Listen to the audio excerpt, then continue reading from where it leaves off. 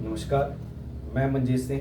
अपने नए टॉपिक भारत में राष्ट्रवाद, नेशनलिज्म इन इंडिया, ये क्लास 10वीं का हिस्ट्री का चैप्टर 2 है और आज हम इसका पहला भाग करने जा रहे हैं। इस भाग में हम दो मुख्य बातें करेंगे। पहला है मीनिंग ऑफ नेशनलिज्म और दूसरा है the first world war and nationalism in India. यानी आज के इस भाग में हम दो मुख्य बातों पर प्रकाश डालेंगे कि राष्ट्रवाद क्या है और दूसरा प्रथम विश्व युद्ध के दौरान जो भारत में राष्ट्रवाद फैला या जिसको मौका मिला आगे बढ़ने का, उसके बारे में हम बात करने जा रहे हैं। तो पहले हमें जो है नेशनलिज्म या राष्ट्रवाद का अर्थ समझना बहुत हमारे लिए जरूरी होगा। राष्ट्रवाद क्या होता है? ये एक फीलिंग है, एक भावना है जो एक भौगोलिक सीमा में रहने वाले लोगों के अंदर पैदा होती है कि वे आपस में एक दूसरे के साथ जुड़े हुए हैं। और ये जो जुड़ाव है एकदम नहीं आता है, एकाएक या यकायक पैदा नहीं होता। ये इतिहास की कई ऐसी घटनाएं क्रमिक विकास में आगे बढ़ती हैं जो लोगों को आपस में जोड़ता है।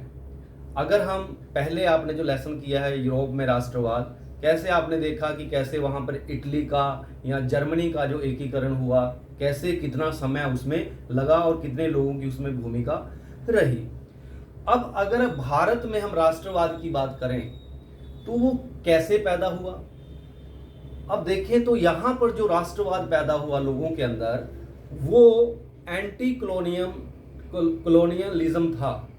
यानी जो भारत में अंग्रेजों का शासन चल रहा है उसके खिलाफ यहाँ पर भारत में लोग इकट्ठे हुए और उनको लगा कि हमारा जो राष्ट्र है और अगर हमने इसको आगे बढ़ाना है तो हमें यहाँ से जो हमारा औपनिवेशिक शासन है इसको यहाँ से उखाड़ना होगा, यहाँ से अंग्रेजों को भगाना होगा। क्यों? क्योंकि अपने औपनिवेशिक शासन में अंग्रेजों के द्वारा कुछ ऐसे कह सकते हैं जबरन या मनमाने कार्य किए गए जो भारत के लोगों के लिए ठीक नहीं थे और उन्हें ये लगा कि हमें अब एक ऐसे मंच पे आना होगा जहां पर हम इकट्ठे होकर के इनको यहां से भगा सकें। एक चीज और जान लें, हमने 7वीं क्लास की एक मध्यकालीन भारत की जो किताब थी उसमें एक प्रश्न आया था कि विदेशी किसे कहा जाता है।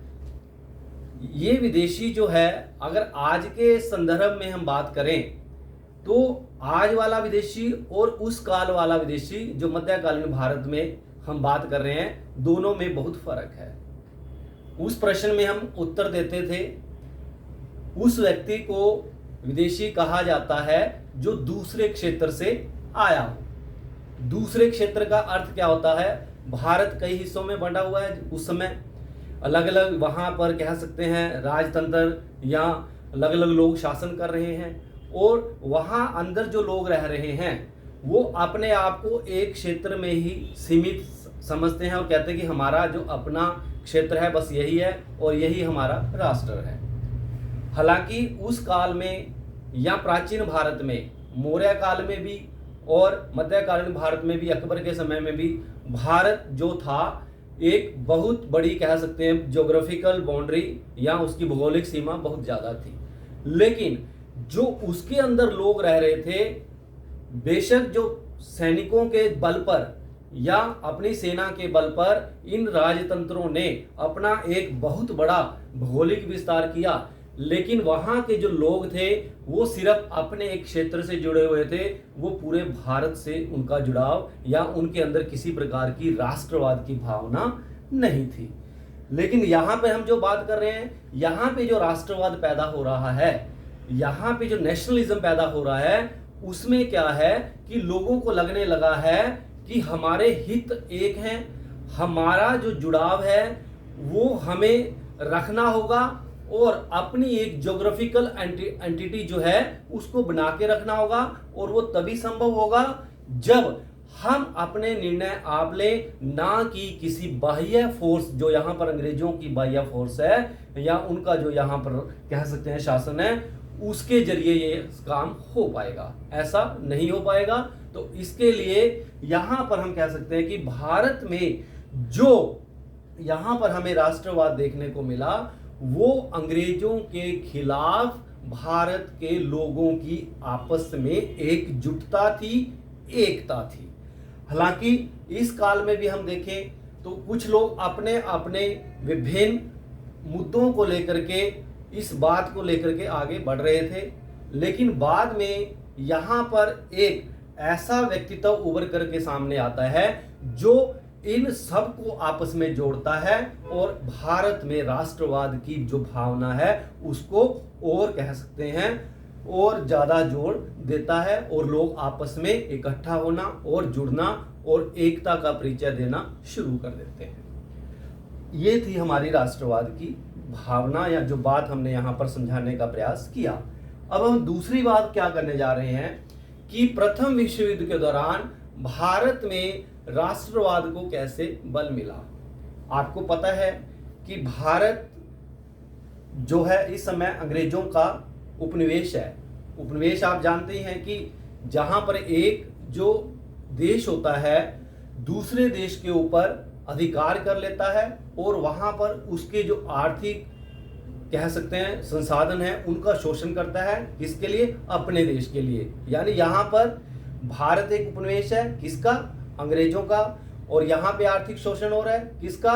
भारत का। क्यों? क्योंकि यहाँ के जितने भी संसाधन हैं, जितने भी रिसोर्सेज हैं, वो सारे के सारे कहाँ पर प्रयोग हो रहे हैं? किसका लाभ कौन उठा रहा है?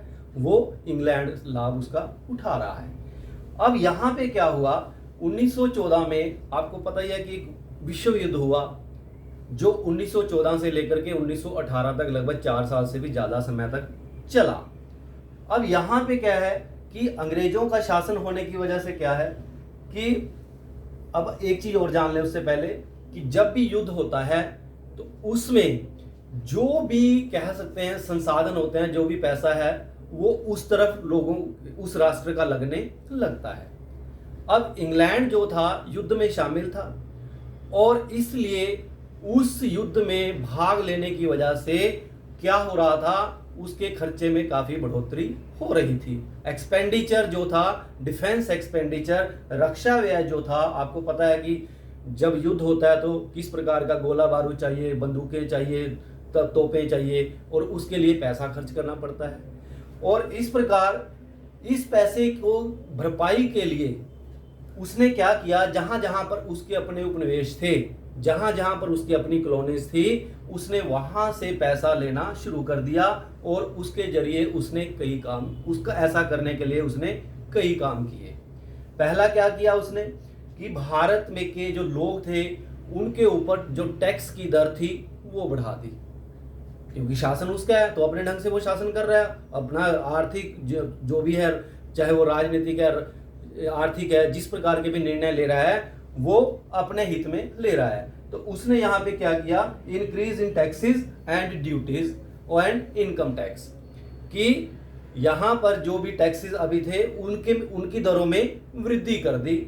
इसके अतिरिक्त जो ड्यूटीज थी, ड्यूटीज आपको पता ही होता है कि हम कस्टम ड्यूटी यहाँ की हम बात कर रहे हैं कि आयात निर्यात, जब भी कोई चीज दूसरे देशों को भेजी जाती है उस पर टैक्स लगता है, या दूसरे देशों से जब यहाँ पर आती है उस पर भी टैक्स लगता है।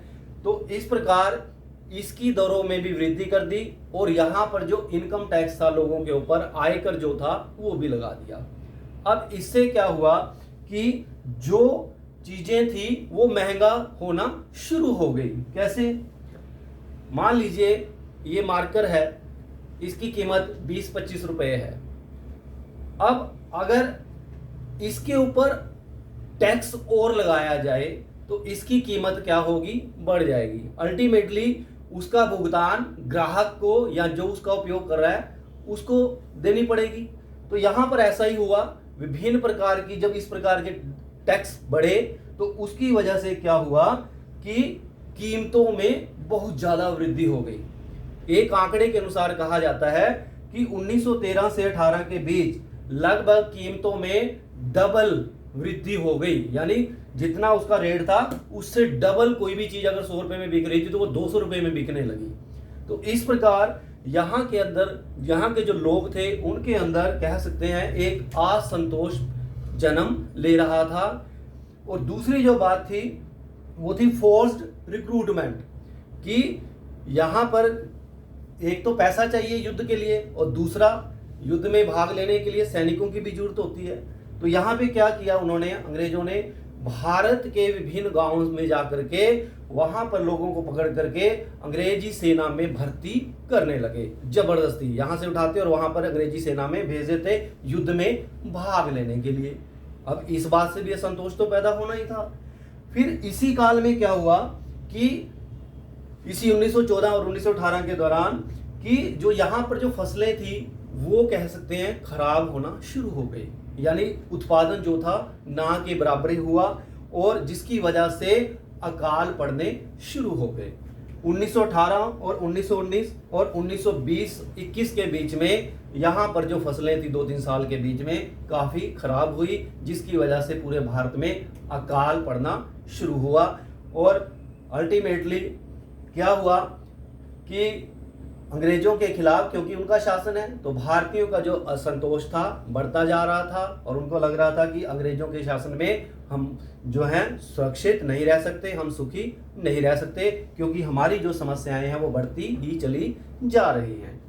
इसके अतिरिक्त क्या हुआ, इस काल में यहाँ पर एक महामारी फैली, इन्फ्लुएंजा एपिडेमिक फैला, फ्लू की बीमारी फैल गई। और कहा जाता है कि उस बीमारी के दौरान जब 1921 में सेंसस हुआ, जनगणना हुआ, आपको पता है कि भारत में हर 10 साल के बाद जनगणना होती है। 1911 के बाद 1921 में सेंसस हुई और ये कहा जाता है कि उसमें लगभग 12-13 मिलियन लोग मारे गए। मिलियन, 12-13 मिलियन, पहले आप ये समझ लें कि मिलियन क्या होता है। मिलियन जो होता है, 1 मिलियन वो 10 लाख के बराबर होता है। तो अगर 12-13 मिलियन लोग मारे गए तो इसका मतलब है 1 करोड़ 20 लाख से 1 करोड़ 30 लाख तक लोग मारे गए। तो इस प्रकार की जो स्थितियां बनी हुई थी युद्ध, प्रथम विश्व युद्ध के दौरान, तो इस काल में इन स्थितियों ने भारत के लोगों को आपस में एकजुट होने के लिए प्रेरित किया और उनको ये लगने लगा कि हमारा जो राष्ट्रवाद है, यानी हमारी जो, अगर हम जुड़ाव करेंगे आप एक दूसरे के साथ, हमारी जो बिलोंगिंगनेस होगी, हमारी जो फीलिंग है एकता की, वो अगर होगी तो हम उस एकता के जरिए या उस राष्ट्रवाद की जो भावना हमारे अंदर पैदा हो रही है उसके जरिए हम यहाँ से अंग्रेजों को बाहर भगा सकते हैं। आने वाले जो वीडियो हैं उसमें हम ये जानने का प्रयास करेंगे कि किस प्रकार यहाँ पर कुछ और ऐसी घटनाएं घटी जिसके जरिए भारत के लोग और आगे आपस में जुड़े और यहाँ पर एक ऐसे व्यक्तित्व का यहाँ पर कह सकते हैं प्रादुर्भाव हुआ जिसने पूरे भारत के लोगों को आपस में जोड़ा और अंग्रेजों के खिलाफ संघर्ष करने में एक महत्वपूर्ण भूमिका निभाई, जिसके चलते हुए 1947 में हमें आज़ादी प्राप्त हुई। इसी के साथ धन्यवाद।